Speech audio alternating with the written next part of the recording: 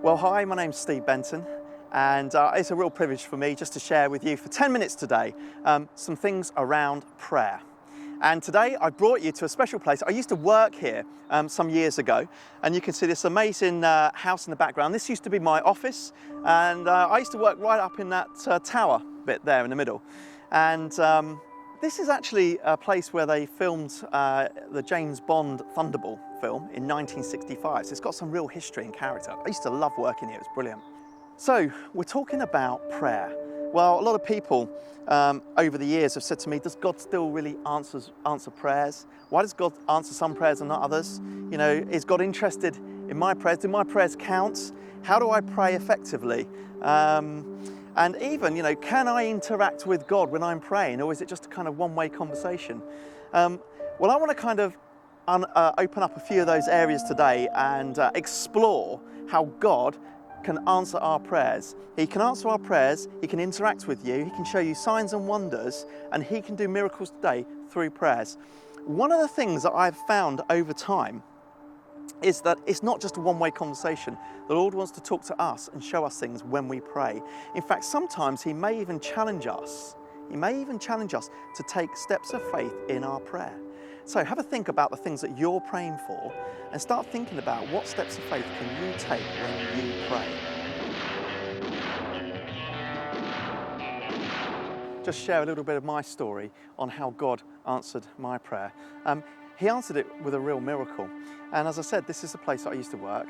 And one day when I came in, there was quite a number of us that were told that we were going to be getting made redundant. And so I was like really worried about that, really quite nervous at the time, had a big mortgage, children, family to provide for. And it all came down to me. And what a thing to be told, you're going to be made redundant. Now, every day, or most days, I used to try and take some time out and go for a prayer walk. And I decided that today I needed to really take this prayer to the Lord. I needed a miracle, I needed an answer. And what I want to do today is show you what happened. Not just tell you, but actually demonstrate and take you to the places that were significant where God answered my prayer. So why don't you come with me and I'll show you a little bit more.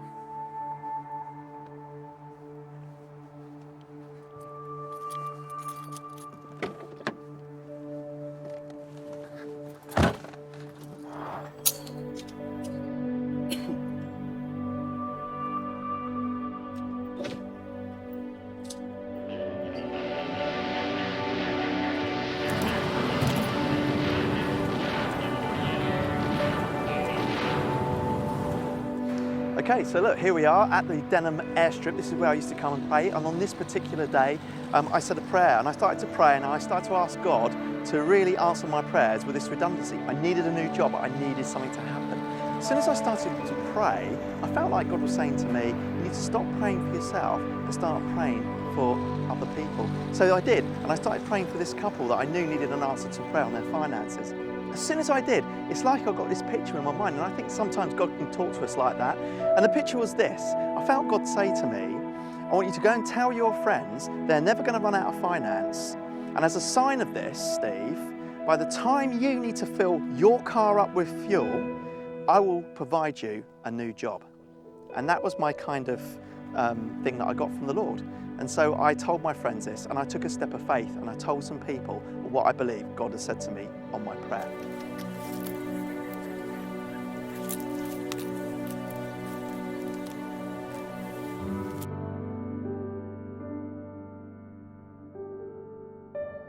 So I got back in my car and I had a look at my fuel gauge, and as you can see, it was just over halfway. So I thought to myself, okay, if that's God telling me that by the time the fuel gauge goes down to zero, I will have had a new job. I was thinking maybe I should just go now and keep circling around the M25 and make it happen right here, right now. But I didn't do that.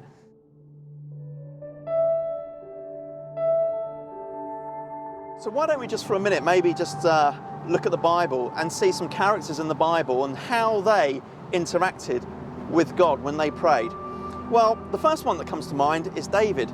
I mean, you know, God answered David's prayer and David defeated Goliath, but he had to get up and he had to make a stand. He had to face Goliath. It wasn't going to happen if he just stood back. He had to engage and take steps of faith. And that's kind of what I'm talking about. Naaman in the Bible, what did Naaman have to do to get his healing? He had to go and wash himself 7 times in that dirty river. You see, sometimes some things that we have to do might be a little bit uncomfortable. But sometimes we need to meet the Lord where he's at. And we need to look for signs and directions as to what those things may be.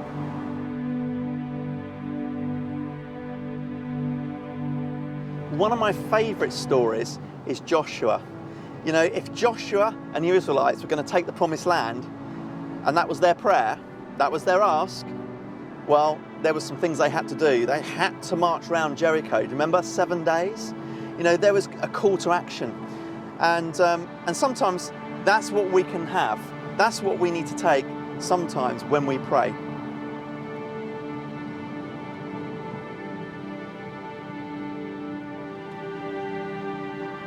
So about a week later, I went into the office. There was no jobs there at all. I was told by HR that was it. I was going to be made redundant.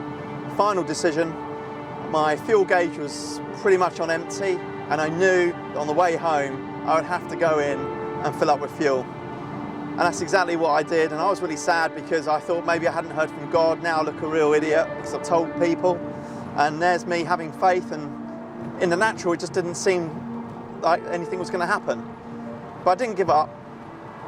But I did have to fill up with fuel before I got on the motorway on the way home, and I was really disappointed because I felt that I'd really been let down, and I felt maybe I hadn't heard from God as well. I felt pretty disappointed, but I had to get fuel. I had to do it.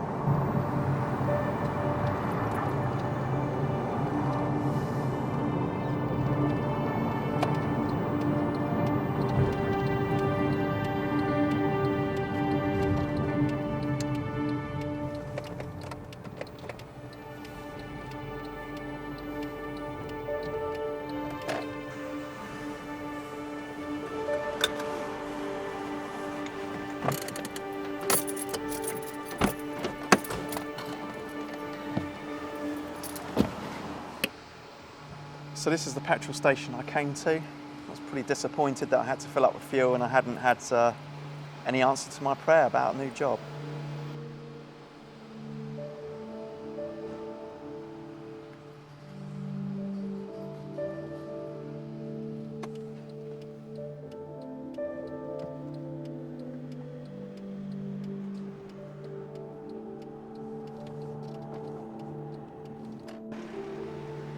So I couldn't resist.